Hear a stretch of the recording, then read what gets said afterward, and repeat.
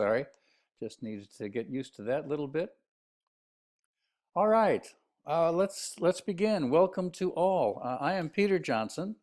I am filling in this morning. I know you had LN last week for the business analysis planning and monitoring, and LN will return again tomorrow's session, where the topic will be requirements lifecycle management. And today I will guide you through elicitation and collaboration. I also will be doing, not in this particular series, but I normally would do strategy analysis, and we'll be doing more and more of these in the future.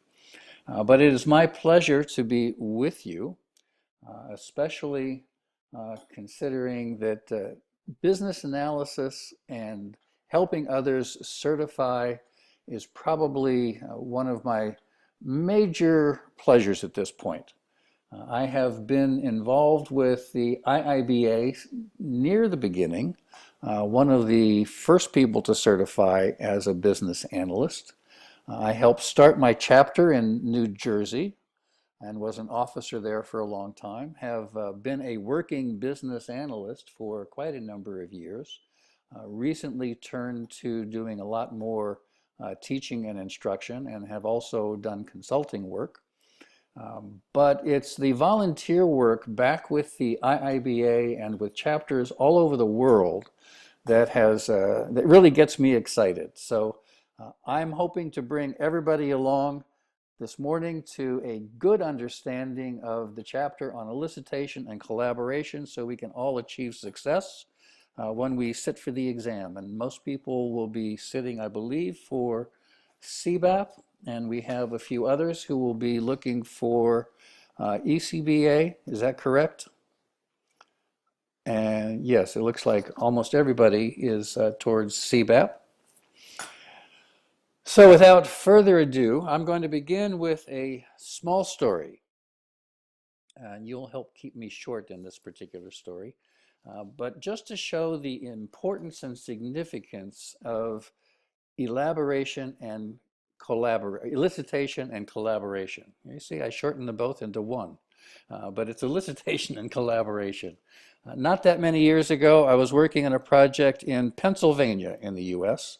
It was Child Protective Services. I was working with a consulting group that was brought in prior to their issuing an RFP. What they needed was to justify a roadmap going forward. That was the overall goal, produce a strategic roadmap. And in doing that, our group was primarily responsible for first understanding the current state. We needed to know where Pennsylvania was compliant with federal regulations, because this was a government agency, what their current process was, and in fact they had different processes in all 67 different counties within Pennsylvania, and especially what were their current issues and areas of performance that they needed to improve. That was all the preliminary work before we could begin looking at what was going on in other states to solve this problem and to eventually recommend a solution. It was in the understanding of the current state that I can say elicitation and collaboration were extremely intensive exercises. So when you look at the current state, we have to understand what is currently going on. And in Pennsylvania, they had a basic problem where they were continuing to administer a program. This was Child Protective Services again. However, they were not in compliance with federal regulations. They could not report on an accurately or timely manner how they were spending their funds. And for that reason, they were being penalized, which was a tremendous financial burden. Our job was to figure out where they were falling short and what we could do about it. So we couldn't survey everybody, obviously. We couldn't go around and visit everybody. We had to be very selective in which groups we could actually spend some time with. And we selected about a half a dozen counties that were representative of what was going on. Imagine that in Pennsylvania you have very large cities like Philadelphia, with one kind of a culture in terms of its IT and case management. You had other cities like Pittsburgh, totally different culture, very high tech out on the other end of the state. A lot of suburban type counties, and then some very rural type counties. So what we would do is arrange ahead of time to go to a particular location, have a half a dozen to a dozen people ready to work with us. And we basically had a fire hose session. So we would be firing questions out to our hosts, getting answers back.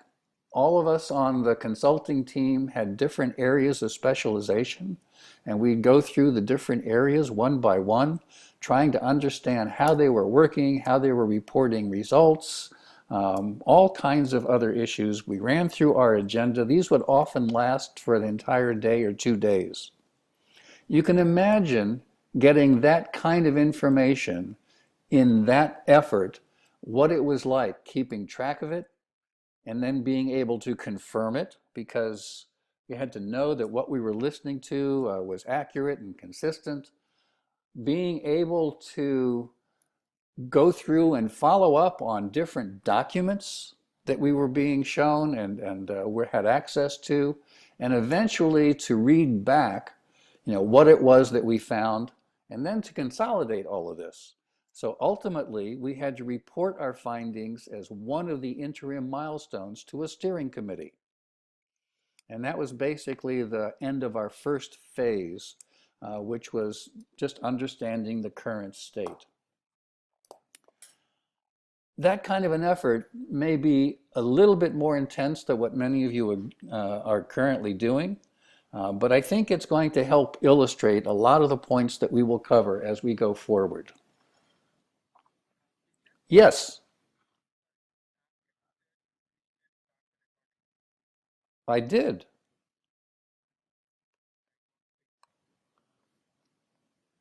Okay. Yes.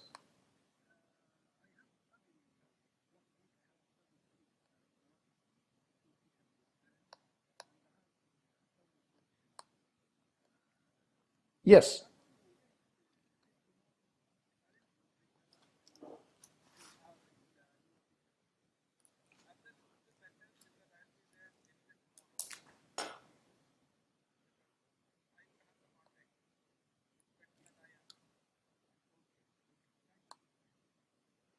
Whoops. I didn't want to do that, did I? Ellen, I'm sorry, I got myself into trouble here. Exit screen.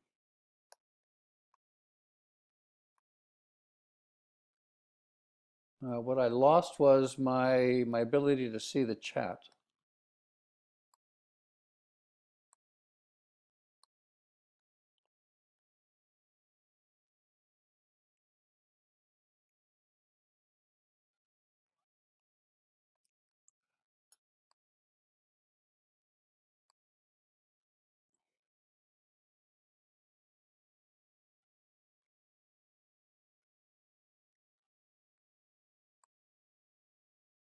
There we go. Okay, now I'm back. I'm sorry. All right, let's come back to our introduction. I hope that that illustration, that narrative, was informative. Anyone have any comments, questions? Does that help put elicitation and collaboration in some context for us?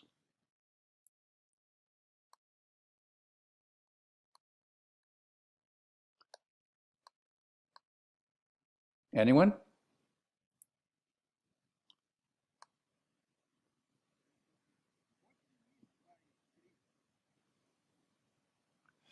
Ask me that again. What do I mean by?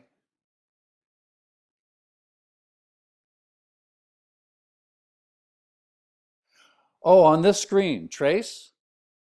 Yes. Okay, we're going to go through all of this. The basic idea here is that elicitation and collaboration involve a lot more than just being able to listen to what someone is saying and gather information and then write it down. Uh, we want to do more because we will talk about the definition of elicitation in a minute, but it means not only hearing what someone is telling us, but being able to trace that back to a source, to trace requirements back to where they came from and different types of requirements, to be able to trace them forward to things like test cases and other aspects.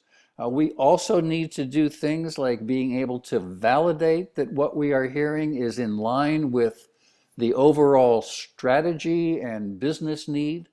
We need to be able to analyze what we are hearing. Often we're doing all of these things together at the same time, so that eliciting is not just an isolated activity, but if I'm doing some type of a modeling exercise, if we're trying to understand a process flow, for example, then I'm helping the group identify what their process is. We might be modeling on a whiteboard. We might be validating that this is in keeping with their business objectives.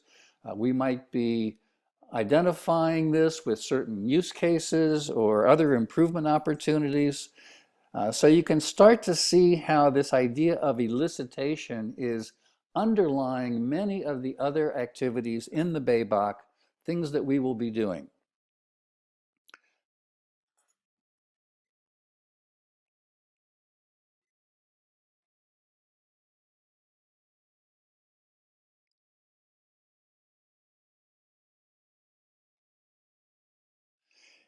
If you actually tomorrow, when you get into requirements lifecycle management, tracing will be explained very much in detail, right? So this is something we can explore more with LN. But basically, again, the idea of tracing is linking, if you want to think of it in that respect. It's being able to link something I've heard to a requirement. It's being able to link a requirement to a test case. It's being able to link different types of requirements together and associate them. All of these are things that are involved with tracing.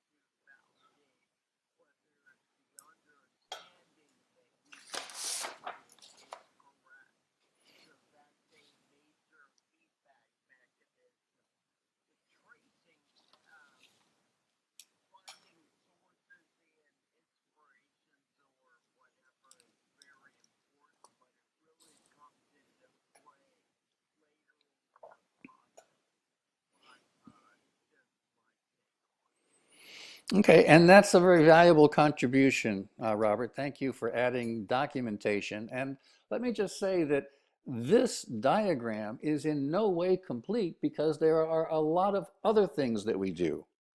And I think, to your last point, it's not necessarily where something occurs. These are not necessarily sequential. The point is that as we are eliciting, as we are looking for information, we could be doing any and all of these other activities, right? So that's why, again, the point I want to make out of this is that elicitation is fundamental to all of the other knowledge areas.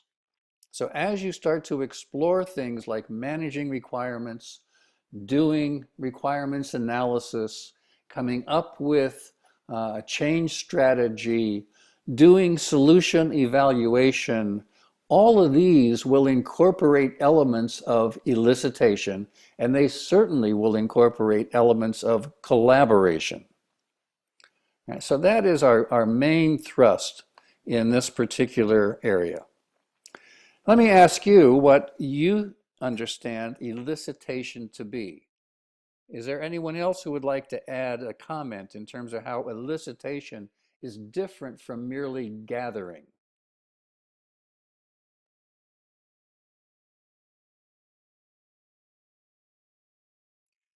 Yes, seeking, and elaborate a little bit more on this seeking.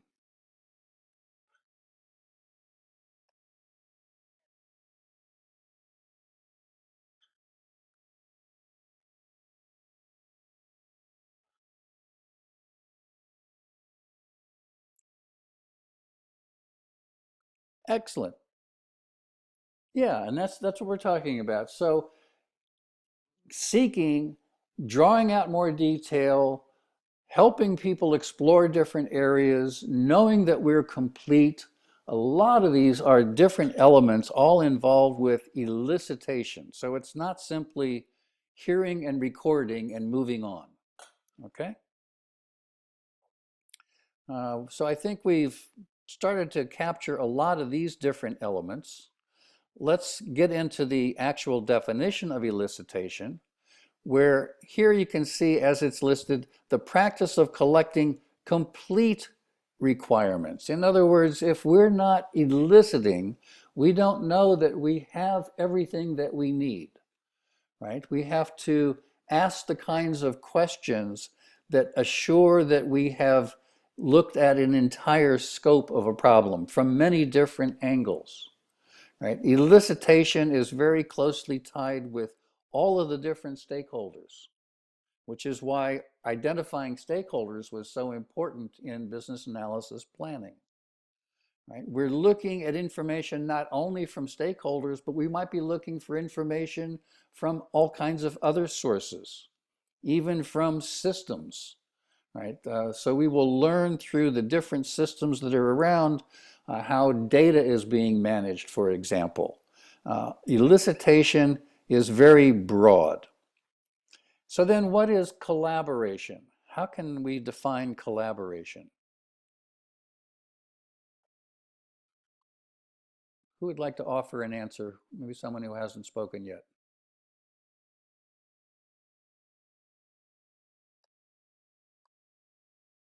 Say that one more time for me. I'm sorry.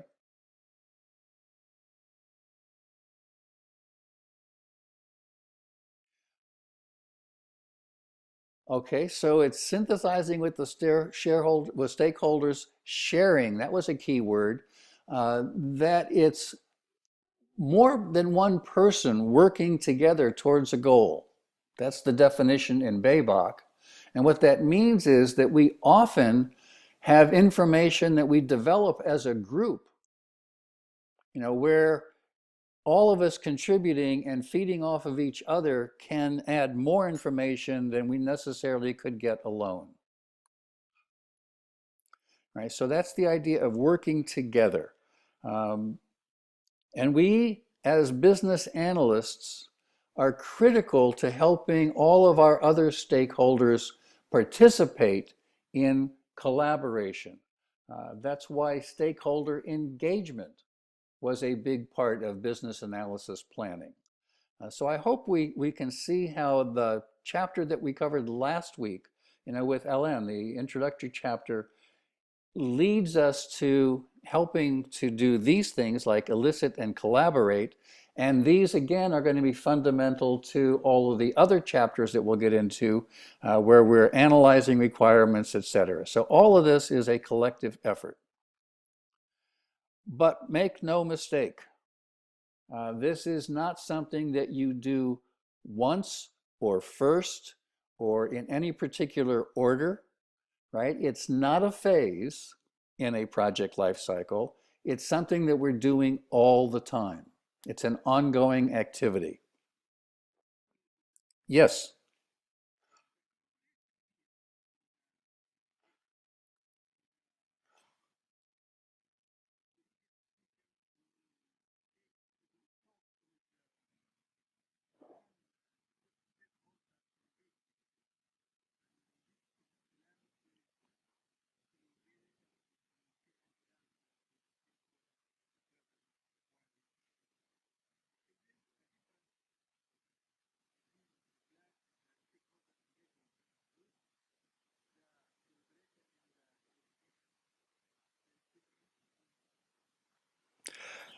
The, I think I understood the gist of your question. When we're doing our planning of stakeholder engagement, it's not only how we might communicate with them or to them, but it's how we help different stakeholders communicate together among stakeholders and how we keep stakeholders participating in this whole process.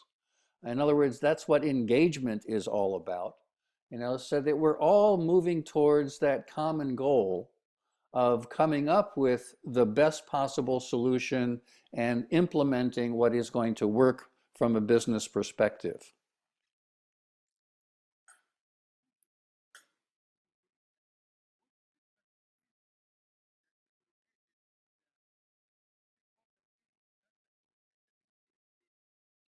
There shouldn't be any difference there at all.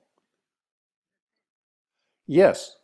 In other words, in planning, we manage stakeholder collaboration. We manage how we keep people engaged.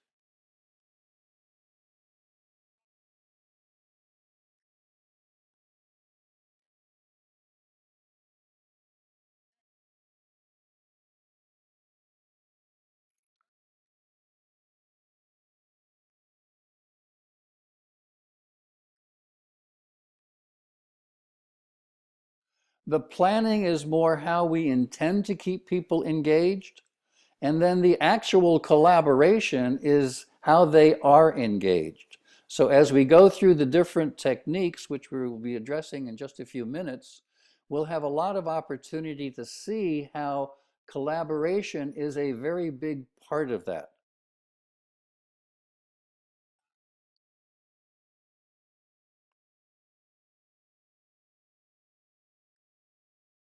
Yes, yes,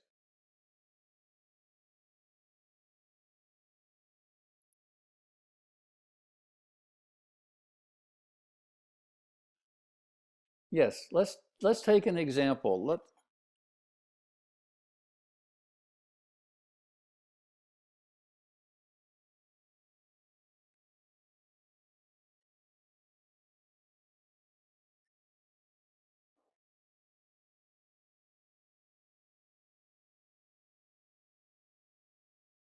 No, this is executing on that plan. Okay?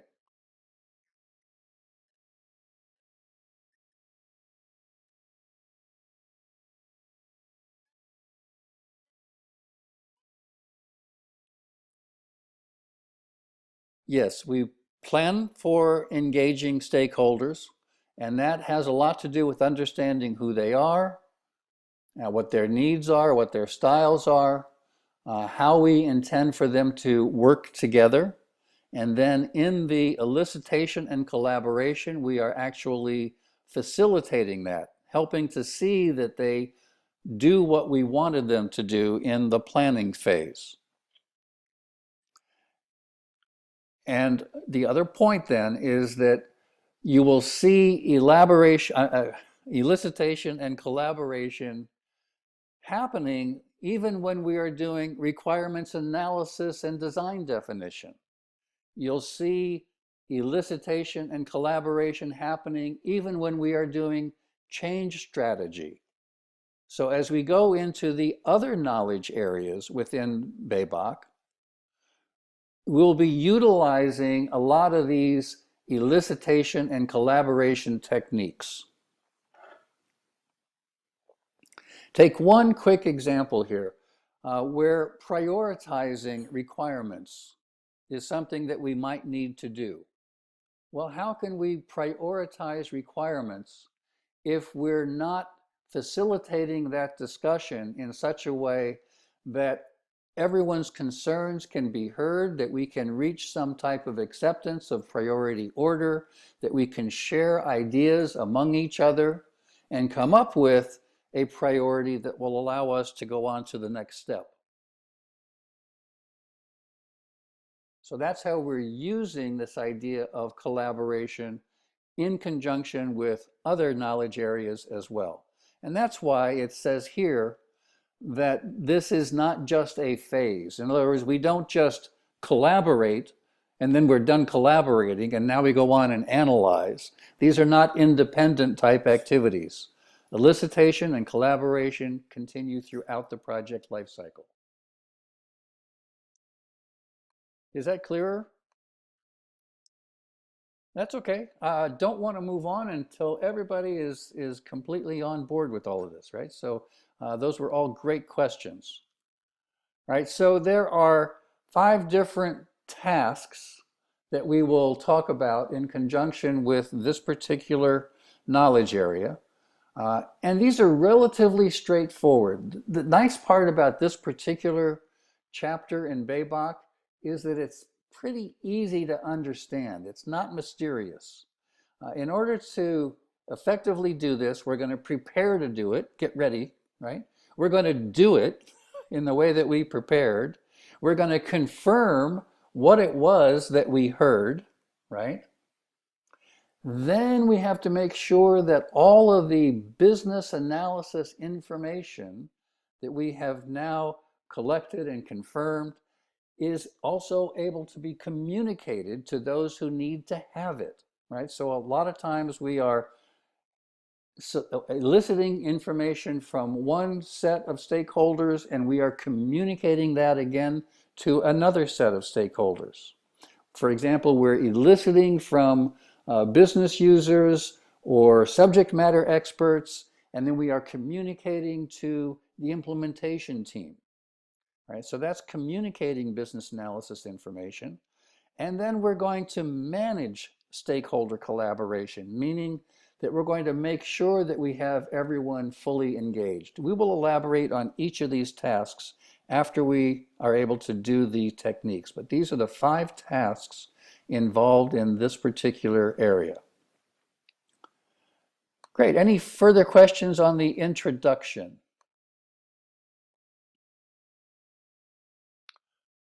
All right, let's quickly, before we go into the other tasks, by the way, for those of you who are in Vienna, Egypt, and everywhere else, you're looking at my screensaver here. This is a class I did in Poland not that long ago, using all these same techniques. But before we go any further, let's quickly assign some of the techniques, and I'm hoping that everyone can help us go through them together. So we have, what is it, 1, 2, 3, 4, 5, 6, 5, 6, 7, 8, 9, 10 different techniques we want to get through. We're going to spend a few minutes each on them. Collaborative games. Would anyone like to volunteer to help us understand collaborative games? There are 10 techniques. So do you want me to read the whole list? Okay, we're going to be doing collaborative games, document analysis, focus groups, interviews, mind mapping, non-functional requirements analysis, observation, prototyping, surveys or questionnaires, and finally, workshops. Those are the techniques that we'll review in this session.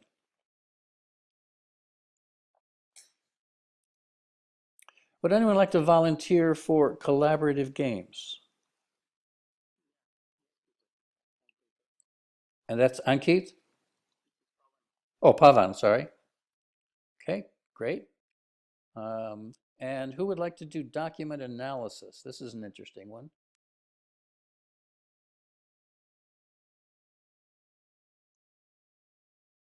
Document analysis, anyone? Who is that? Joe, okay, great, thanks Joe. And focus groups. And I didn't catch who that was. Lisa, great, thank you. And interviews. Okay, Rodney. That's probably the workhorse of all of the techniques that we're going to be talking about. Um,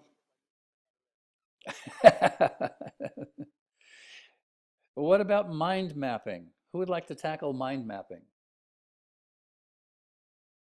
Ankit, okay, thank you. Non-functional requirements analysis.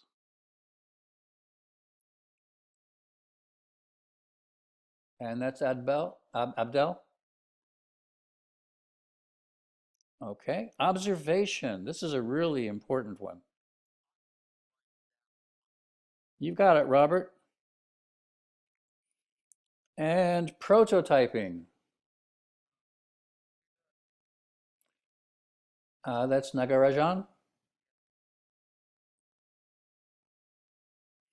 Okay. And survey and questionnaire. These are synonymous.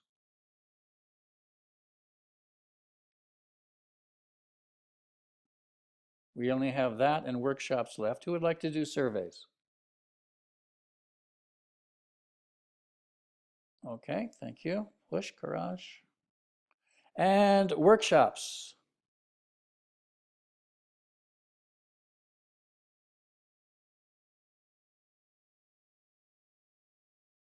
Who would like workshops?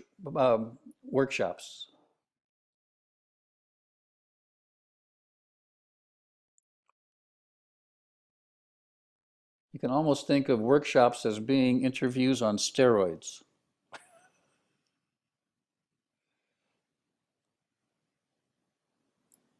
Anyone?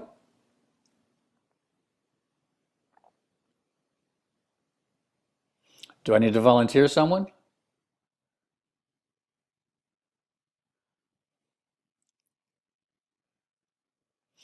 Is anyone good at facilitating meetings?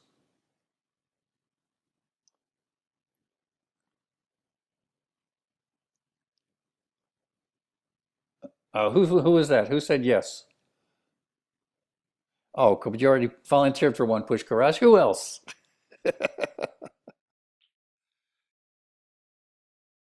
Unless you'd like to do workshops and see if we get another volunteer for surveys.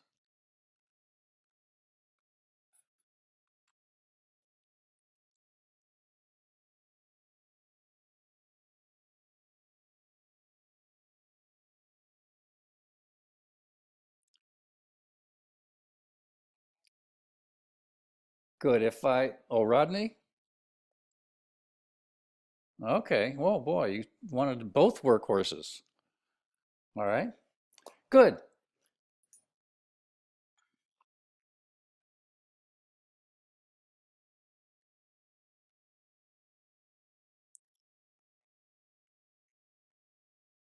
You are certainly welcome to if you'd like to hang on for that long. We'd love to have you.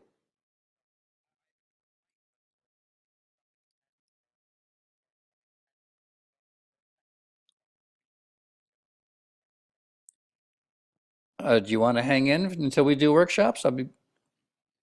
Okay. And then who is this again?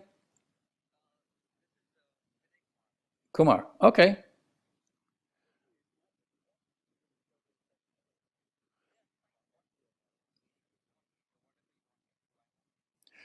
Just so we don't get confused, we already have a list here. Let's keep Push Garage with survey and questionnaire and Kumar with workshops.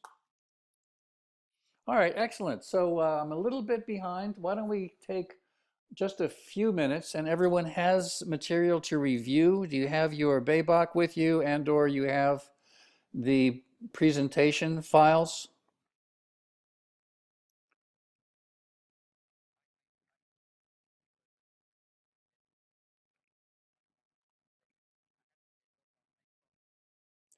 That's good enough. Yes, certainly read Baybach on workshops. That'll be a little bit more to read there. In fact, I'd like everyone, if you can, refer back into Baybach. Let's take a little bit less than a 10-minute break so we can get started at perhaps 20 minutes after the hour. All right, I have about 12 minutes after the hour by my clock, 11 or 12, so we'll start at 20 minutes after the hour. Is that a good time to get going? All right. Yes. Yes.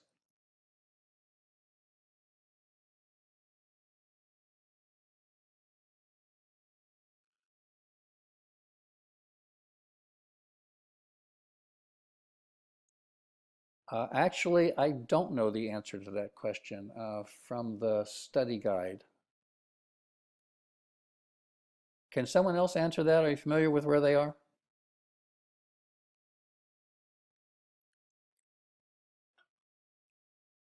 I know in the presentation section you can see a very short synopsis.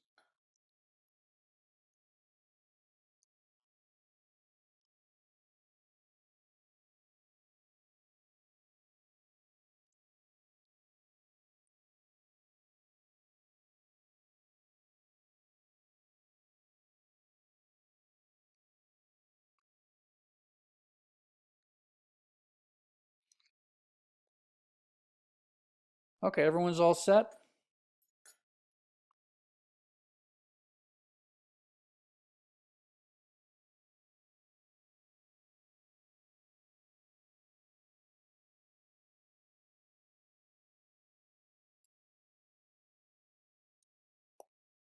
Okay, so we're going to reconvene again now in just a little over 5 minutes, which will be 20 minutes after the hour.